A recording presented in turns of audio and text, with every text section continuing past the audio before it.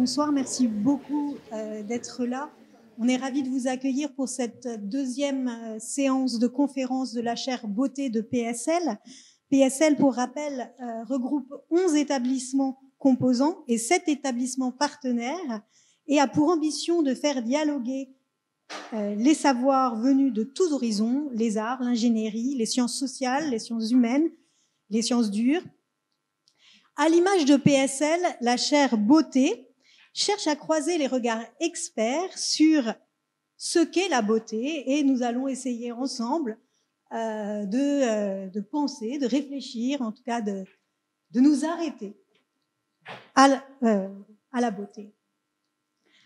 Le comité de pilotage de cette chaire représente la diversité des horizons des chercheurs. Nous avons des chercheurs, un chercheur en physique, en histoire des sciences, en biologie, en philosophie et en philologie. Et je souhaite remercier tout particulièrement Anne-Marie Turcan-Verker et Justin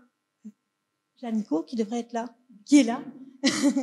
grâce à qui la chaire s'est mise en place et a pu lancer ces cycles de conférences. La chaire beauté, c'est donc un espace de recherche et de formation qui finance également des prix de thèse, des jeunes chercheurs pour des doctorats et des post-doctorats, et qui peut se développer grâce au mécénat de L'Oréal, que nous remercions tout particulièrement aujourd'hui, et en particulier Alexandra Palt et Kauter Adimi, qui participent au comité de pilotage. Dans le flux continu de nos vies, la beauté nous retient, nous suspend un temps, et nous qui sommes réunis ce soir, dont les préoccupations sont diverses et sans doute très hétérogènes, nous allons nous arrêter un petit peu pour réfléchir ensemble à la beauté du corps. Après la séance consacrée à beauté et vérité, notre première conférence, après avoir cherché donc à retrouver la beauté dans une forme immuable et dans son lien à l'intériorité de la pensée et de la vérité, nous allons poursuivre notre enquête en cherchant cette fois-ci la beauté du côté des apparences, de l'extériorité et de la surface du côté du corps. Et dans cette expédition à la recherche de la beauté, de ce qui fait la beauté aujourd'hui, de ce que peut être la beauté aujourd'hui, de ce que peut être la beauté d'aujourd'hui, mais aussi peut-être celle de demain, nous faisons ce soir escale dans ce magnifique théâtre du Conservatoire national supérieur d'art dramatique que nous remercions très vivement. Alors, je vais peut-être introduire rapidement le sujet de ce soir, donc la beauté du corps. Beauté du corps. On sent immédiatement l'ambiguïté de la formule, puisqu'elle renvoie tout d'abord à la possibilité de distinguer dans les corps des corps qui seraient beaux, et renverrait donc à la question quand y a-t-il beauté du corps, à la question donc de la norme, du canon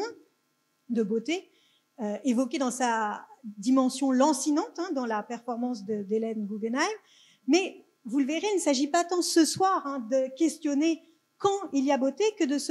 quand il y a beauté du corps, mais qu'il y a beauté du corps, qu'il y a beauté du corps avec ses imperfections, avec ses limites, avec sa souffrance, avec ses diversités, avec sa chair, que le corps est lieu de beauté. Donc, il me semble, je le lance un peu comme piste de départ, que le présupposé qui va guider un peu les conférences de ce soir, c'est que le corps, qui a longtemps fait figure de réceptacle transparent, face à une âme, à une pensée qui, elle, serait souveraine, que le corps, avec son fonctionnement, lui, opaque, organique, sa peau sensible, est, lui aussi, lieu de beauté. Et donc, il est lieu aussi, on va le voir tout de suite, il est le lieu d'expérimentation de la beauté,